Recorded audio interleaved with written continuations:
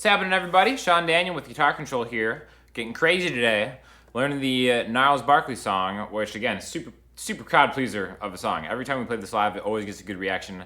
Really easy, and it's actually kind of like a fun one to play because we're doing a kind of an interesting acoustic arrangement of it that goes beyond just the open chords. So make sure you click the link below to grab the chords that go along with it. We'll talk a little bit about how to inflect those to kind of grab different elements of the song and just kind of make it an acoustic guitar friendly experience for you. So first of all, we need to be in standard tuning with capo on the 3rd fret, okay? So the first chord is going to be A minor, all right? Pointer finger 1st fret on the B string, ring finger 2nd fret on the G string, middle finger 2nd fret on the D string. When I say 2nd fret, I'm definitely talking about relative to the capo. So even though this is an A minor shape, remember that capo's on the 3rd fret, so that chord is going to be 3 frets higher. If you're talking to another musician, this is really A, 1 fret higher than A is A sharp, B, C. This is actually a C minor chord with the help of the capo, so this is in the key of C minor, pretty much. Now, eventually the whole thing is going to sound like this.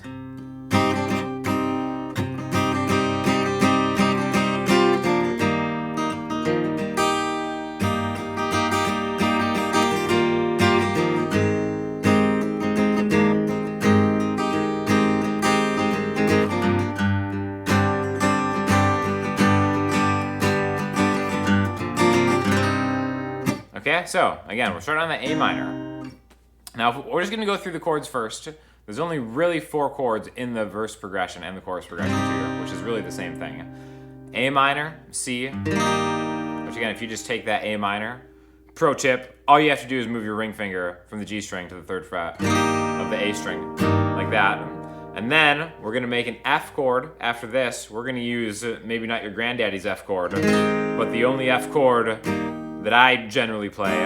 If you just take a C, put your pinky behind your ring finger, 3rd fret on the D string, move your middle finger down. And then if you just aim for the middle 4 strings, that's an easier way to play F instead of a bar chord F if you're playing a lot and bar chords are maybe tricky for you. This one is just as good. And then from here, we're gonna go to E major. But before we go to E major, your pinky is gonna be on the 2nd fret of the G string, thus making what's called an E suspended 4 chord. And then we're going to go back and forth from this suspended chord to an E major. So all 4 and a half, 5-ish chords would be A minor to C, F, E from the suspension, okay? Now the strumming, you could do a, just like a easy way to do it would be like,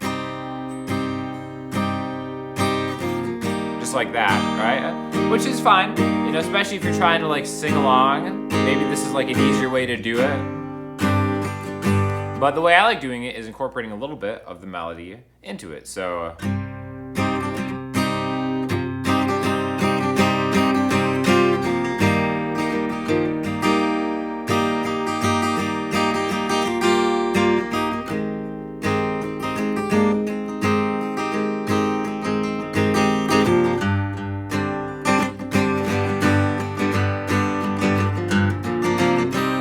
So we're just doing a couple different variations of these chords, which I think is kind of a cool sounding thing, and maybe just a way for you to experiment with any of these, familiar chords in just different ways. So we start off with the A minor, and now all I want to do is take your pointer finger,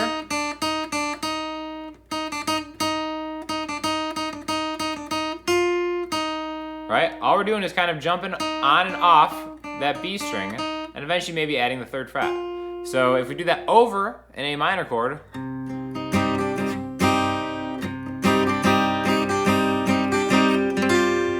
and then right here, when you put your pinky here, which ends up being, a D relative to the capo, it kind of leads us nicely into this C major chord.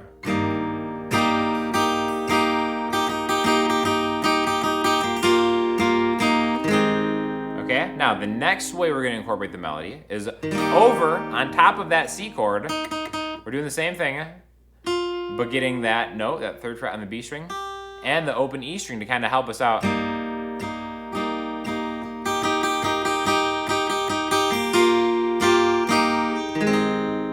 Okay, so what I'm doing is inside of the C chord, I'm focusing on just strumming I'm I'm really focusing the stroke of my pick, or your fingers, on the higher melody part of the chord to kind of get, the vibe of what the vocals are doing generally in the song. If you're singing along with yourself, if you're singing and playing at the same time, it can be kind of like a cool thing to add to help you keep the rhythm or to accompany a singer that you're playing with, right? And then once you get to this F chord, one thing that I always do, it's hard for me to sit still because I drink a lot of coffee. I do a lot of hammer-ons from this F chord. That's why I like this better than an F bar chord shape, because when you do an F bar chord, you're actually kind of locked into it, whereas you're a lot more fluid with this kind of open. You do a lot of hammer-ons with either both your fingers, or just your middle finger, or your pointer finger. So there's a lot more flexibility with this.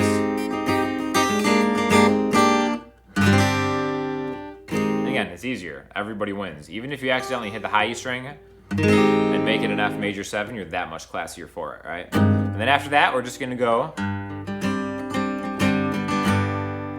however you want to strum this. Try to make sure that that note that's special, that second fret on the G string over that E, is represented. So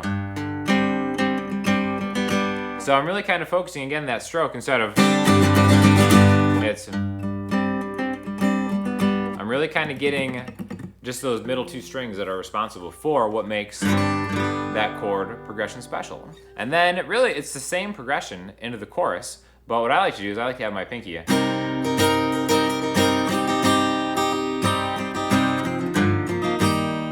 like this. So again, it's still just A minor, C, F, E, but to kind of give it a little more energy, let's make it A minor 7 by adding your pinky to the high E string. And then walk it to the C. So anytime I see an A minor to a C, I see a B note begging for a little bit of attention. A, B, C. A really natural way to kind of connect those two chords. Whether you do it in the chord form or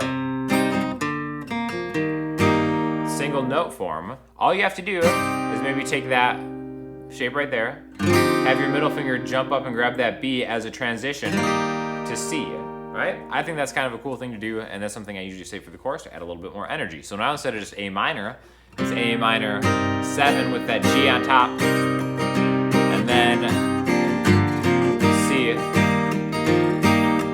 Maybe even in this part, I'll add a thicker voiced C major, where your ring finger is up on the low E string, and your pinky is down right below it. To kind of give it a little more volume. And then back to the F. And then same thing as before.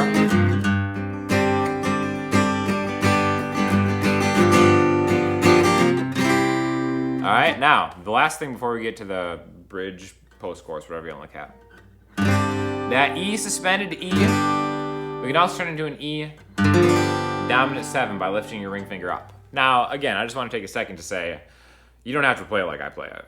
But my whole job, my mission in life is to just show maybe some different ways that you can approach more traditional arrangements that you might read off that chord chart, like in the link below, and then just kind of like try to make it your own somehow. So these are just ways that I do it that are musically valid ways that kind of, don't go too far outside, but just maybe some different somewhat creative things that you can do, and use that in any kind of arrangement or your own compositions and stuff too, right? Anytime you make a 7 chord, that's going to lead you back to a home base of a chord, right? Usually that happens on the 5 chord. So remember, this is an A, B, C, D, E.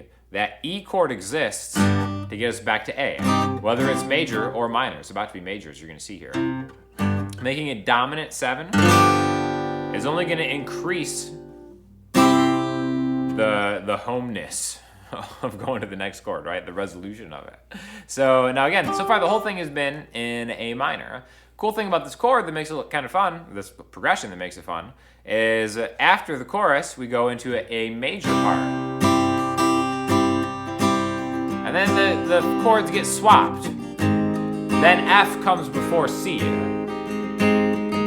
Then everything else is the same thing.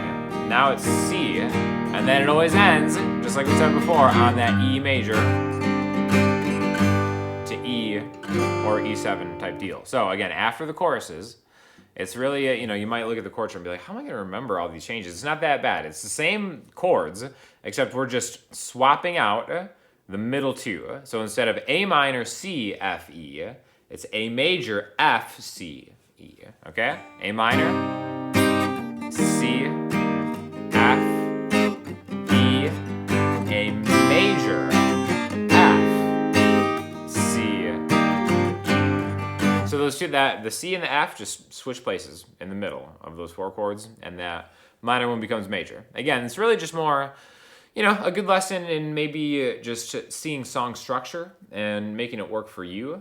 Because, trust me, playing all the songs that I have to play, I always try to find some kind of shortcut to remember them, so I'm not always trying to look at a page or having a chord chart handy, which if you need to do that, that's totally fine. I think everybody remembers song structures in different ways. I like kind of grouping them together in just groups of generally 4, and this is a great song to kind of do that. And, one that you can really kind of easily manipulate by using kind of just, notes in the key around it. So really, anytime you see A minor chord, know that you can always maybe hammer on there, add your pinky to the 3rd fret, add the high one right there. Same with the C, same thing with the F, and then that E.